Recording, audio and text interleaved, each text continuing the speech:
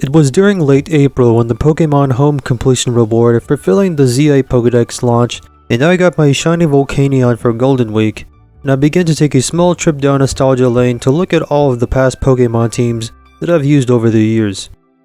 I reminisced on my past adventures and on all the collective hours put into this franchise as I thought about how many Pokemon I've collected, gym badges claimed, and memories made. With the upcoming Wind and Waves next year, I realized that I have another shelf to add to my collection of legacy Pokemon. But before that, I'd like to share a couple stories as I show you all of the Pokemon that I've used from the start of my Pokemon journey. So here is every Pokemon team that I've used up to this point. We begin with what I call the Jason era, when I simply used my name for the first couple of games. Sometime after Diamond and Pearl's release, I got my own DS Lite and switched over from a PS2 child to pick up Pokemon Pearl version, and my first dive into what would become the first core of my Nintendo Trinity. I chose Piplup as my starter, being fond of the adorable blue penguin, and named him Emperor, which is just Empoleon's Korean name.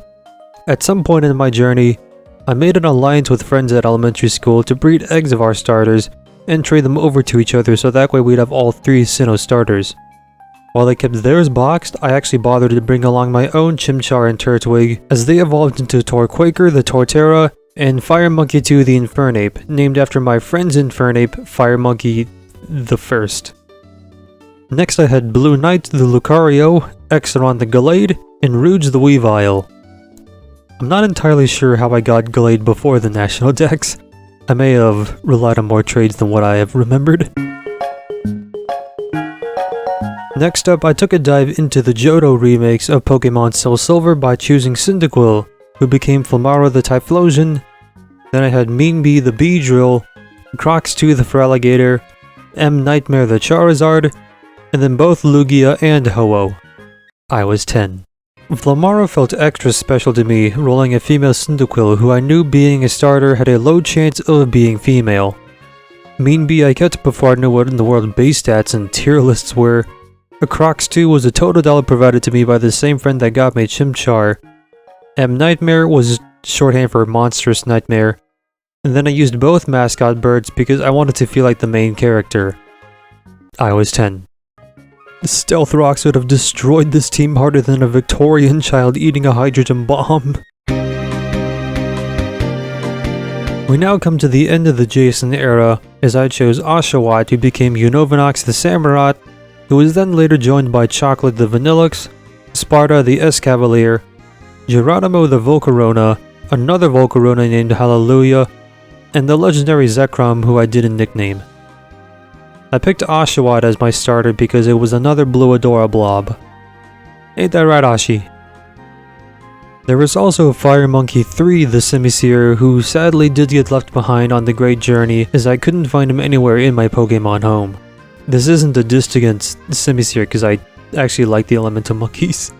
Oh, I still remember his chaotic evil moveset of Will-O-Wisp to inflict burn, Lick to inflict paralysis, Toxic for badly poison, and then Yawn to sleep, just so I could use him as the ultimate army knife of status conditions.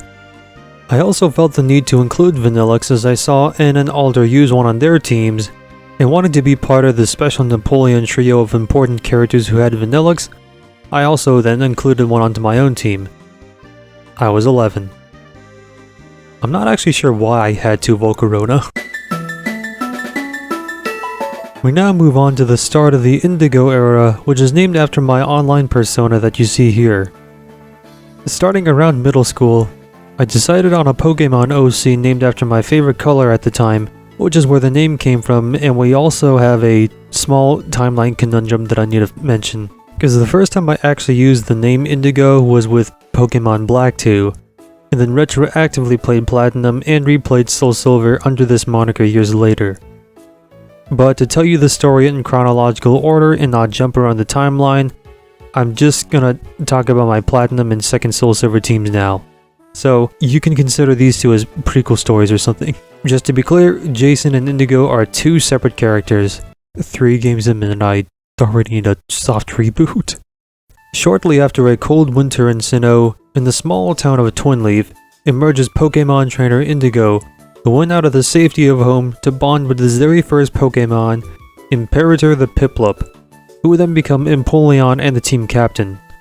They would then be later joined by the team's Air Force, Sharpshot the Staraptor, Lieutenant Talion the Eevee and later Leafeon, Raknera the Drapion who came from the trenches of the Great Marsh, Heavy Weapons Specialist Torch the Magmortar, and finally Electro the Electivire as Demolitions Expert.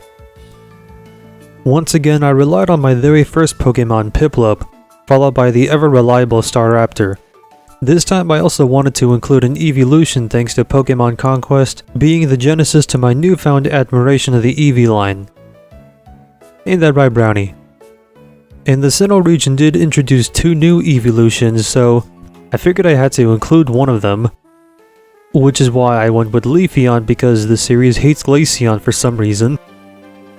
Drapion was added thanks to Skorupi being a childhood favorite of mine, and then the Magmortar and Electivire were in reference to the wireless gifts that came from Battle Revolution.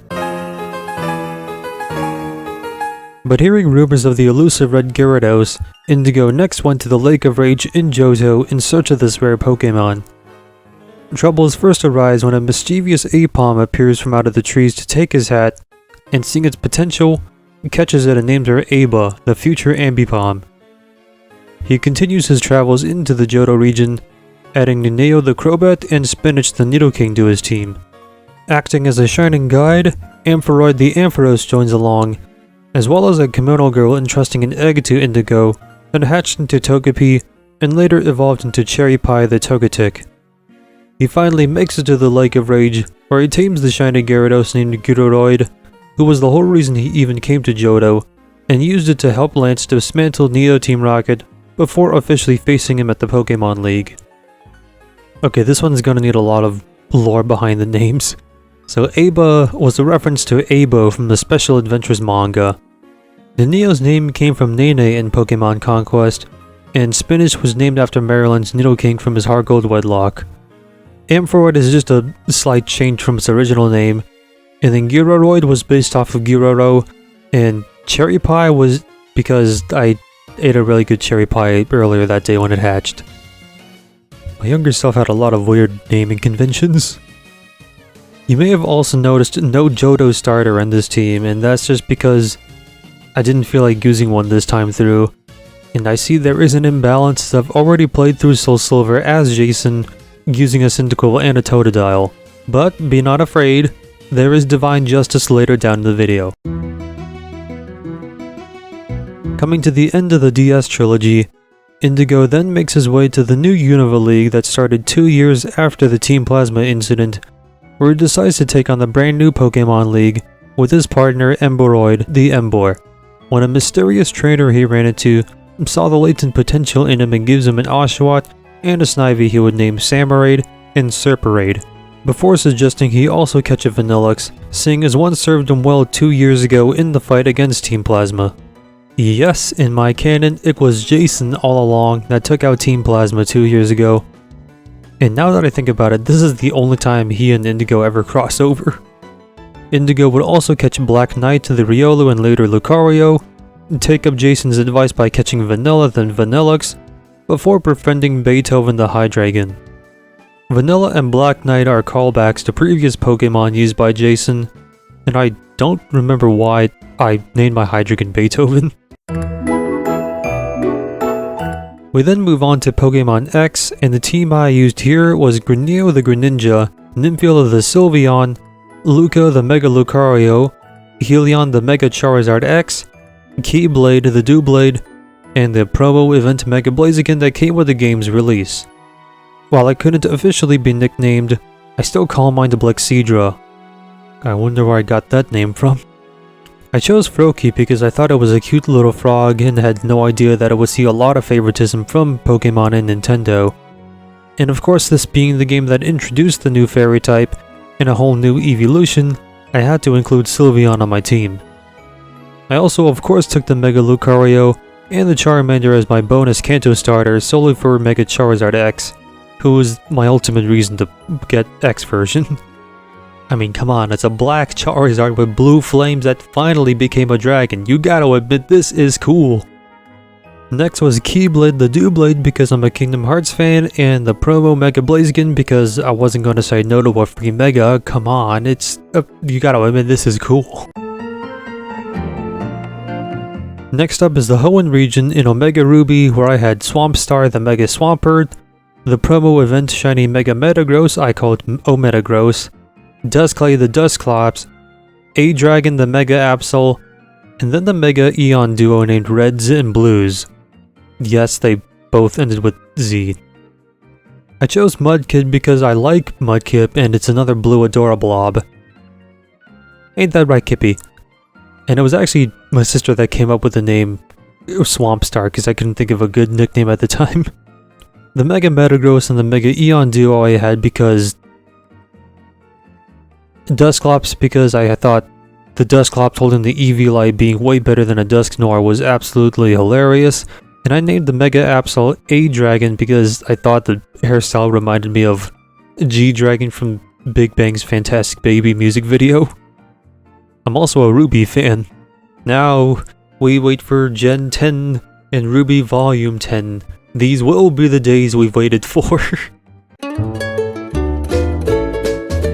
After helping to prevent how many near world-ending catastrophes, Indigo wanted to take it easy and relax in the warm Alola region.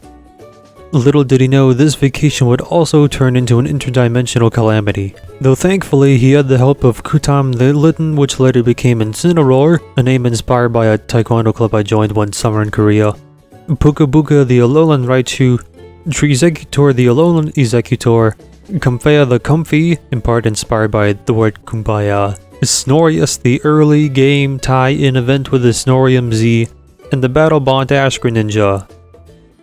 I have absolutely no canon explanation how Indigo got that last one, he just has it, I guess. And once again we move on to another minor continuity conundrum, but now on a whole different timeline. As this is also the story of Indigo in the Ultra timeline. It's something akin to the Marvel Ultimate Universe or the DC Absolute Universe. Indigo in the Ultra timeline would start with the spherical Adoraball, who would later become Hoodlum the Decidueye, Rocky the Dusk-Lycanroc, Pelea the Alolan Dugtrio, Bubblenut the Araquanid, Diablo the Alolan Marowak, and Frost the Alolan Ninetales. I am now realizing almost half of all the Pokemon I used in Gen 7 were just Alolan forms.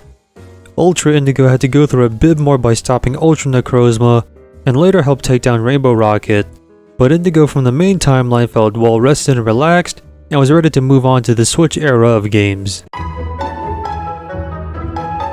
Okay, one last timeline shenanigans that we quickly go over the whole separate other Let's Go timeline, where Indigo in that timeline used Latte the partner Eevee, Chai the Venusaur, Chamomile the Charizard, Boba the Blastoise, Mocha the Magneton, and Frappe the Mr. Mime, who I only used it because it was only 2'9", and that was just absurd, and of course I had to put it on my team. Okay, now back to actual main timeline Indigo. And this would actually be his final journey, where he takes on the Galar Lake and strives to dethrone Leon as the greatest trainer in the world. This time he is joined by Slick the Inteleon, Scorcher the Centiscorch, Adam the Flapple, Reina the Surfetched, Wilbur the Galarian Weasling, and Veronica the Galarian Darmanitan. This was also the start of a brand new rule I invented for myself, where the first team I use at the start of a brand new generation must include one grass type, one fire type, one water type, 3 new Pokemon introduced in that generation, and 3 older Pokemon I haven't used before but wanted to give a chance. Sort of a loose set of guidelines, and the only one I really follow is the typing one.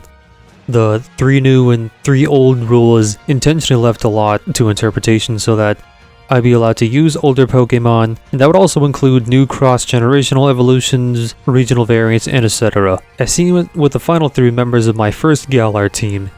Yes, my first Galar team, because there were some additions after. Being the main character playing Pokemon Sword version, of course I also caught Zacian in the post-game, but I only use it when facing against Top, seeing as he is my equal as the hero of the shield to counter me, the hero of the sword.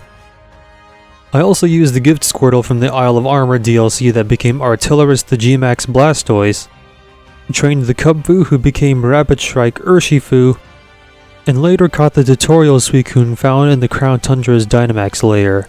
And you may have noticed a small pattern of Indigo in his final year, becoming the water-type Hashira of the Pokemon world. And yes, this is the last known appearance of Indigo because with the news of my first Pokemon games, Diamond and Pearl, being remade, I decided it was a good time to end the cycle and start anew with a whole new character every game since. And by some coincidence, when I thought it was a good time to conclude Indigo's story by becoming the greatest champion in the world, Ash also did the same thing in the anime, and finally ended his quarter-century saga. What the? I still have no idea when Indigo will come back, or if he ever will. Probably in the next game where the player avatars actually kind of look close to age 20. And I'm saying close to age 20 because, come on, this is a kid's game. There's no way the player avatars are gonna ever look like they're in tax-paying age. We start with another casual reboot. Oh, it's another reboot of my Pokemon game saga back in the Sinnoh region, where a young trainer named Navy, named after the color of my first TS Light, begins his journey with Terrasaur the Torterra, Swagsurfing the Floatzel, Barrowlast the Licky Licky, Millie the Perugly, Boss the Honchkrow, and Reaper the Garchomp. I went with Turtwig this time since it's the Sinnoh starter I've used least and wanted to give it another chance to shine.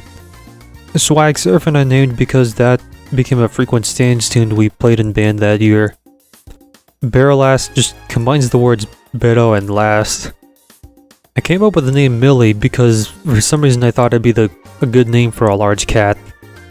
Bosch the Honchkrow that Ian traded over for a Mischievous, and Reaper the Garchomp was inspired by Mori Calliope's notorious GIB, and I thought Garchomp's wings looked like Grim Reaper scythes.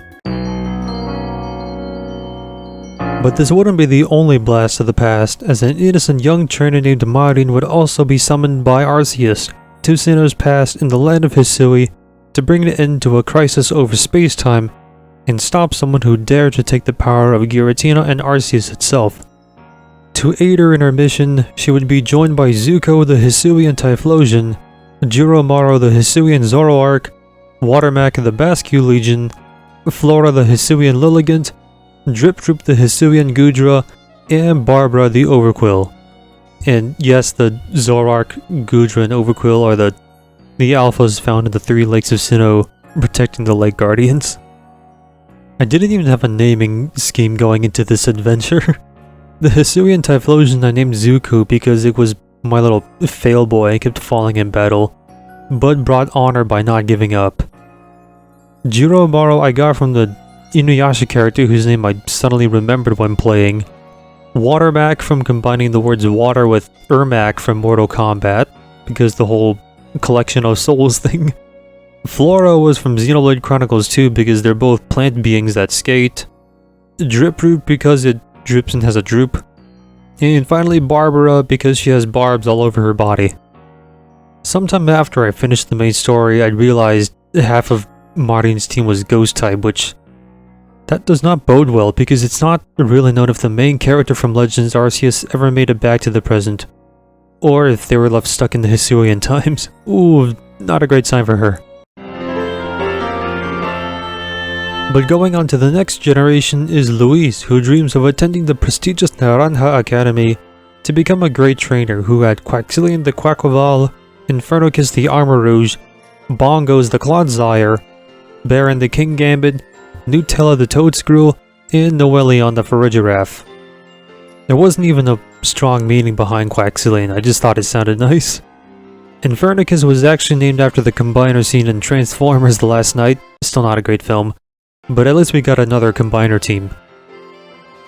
Bongos was a surprise to me because I didn't even include it on my team at first, but then I gave it a chance on a whim and it proved to be a surprisingly good tank. I named him Bongos because I look at his big, adorable, shiny round face and I wanted to rhythmically pat it like bongos. I called King Gambit Baron because it's a fancy red lord and thought the helmet kind of reminded me of Mobius B. Toadscrew became Nutella thanks to the long face, And for Farigiraf, I first named Noel and thought, wait a minute, it's a Farigiraf, I should turn its name into a palindrome. But after doing a student exchange program to Kitakami, Luis recruited 3 new grass types onto his team, those being Sinistcha the Sinistcha, Ceroboros the Dipplin, and then later Hydrapple, which I also accidentally discovered it was going to get an evolution because I left the EV light on it and wondered how the heck is it tanking everything so well, and then later I saw the leak of Dipplin getting an evolution in the next DLC wave. And then Ogerpon, who I didn't name because I couldn't come up with anything clever.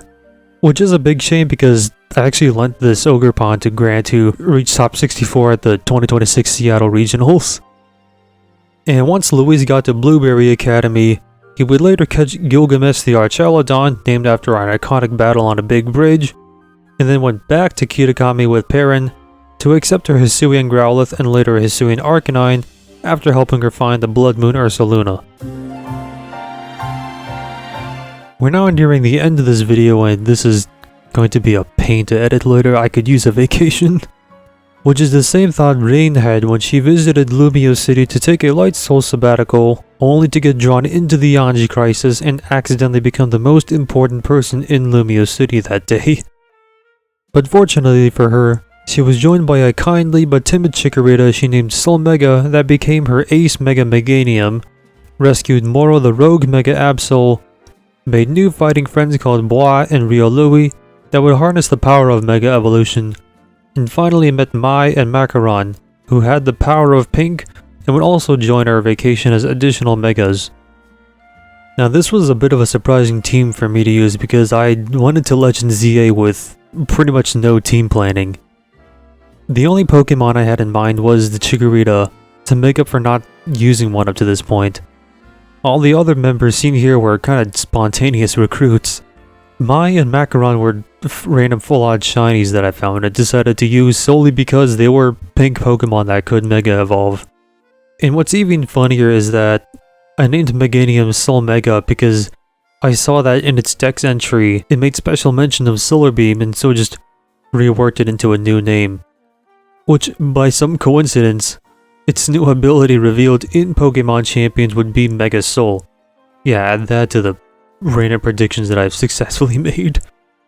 But upon meeting Ansha and her friend Hoopa, Rin would begin to enter Hyperspace Lumios and even stop even more rogue Megas by upgrading Moro and Riolui's Mega Stones into their Z Mega Stones, later recruiting Mega Zeraora, Puxi the shiny Mega Raichu X, and Gar the Shalfa Mega Garchomp Z. Now these three hold a special place in my mind because the Mega Zeraora was actually revealed on my birthday, and then Puxi I hunted for once Mega Raichu X and Y were revealed before the Mega Dimensions DLC launched. And then once I also saw the leak for Mega Garchomp Z, I thought it'd be funny if I happened to just, find one just in time to use for the Mega Dimensions DLC. And then later that day, one actually did appear at Area 20. So, add another one to the random predictions that I successfully made. So these were all the Pokemon teams that I've used, all the way from Pearl up to Legend ZA, featuring the trainers and the stories of Jason, Indigo, and so many other more. So thank you all for watching this the longest series video I've made up to this point, and check out all these other Pokemon videos here. Oh, I'm gonna regret trying to edit all this. How long does it take? Oh my god.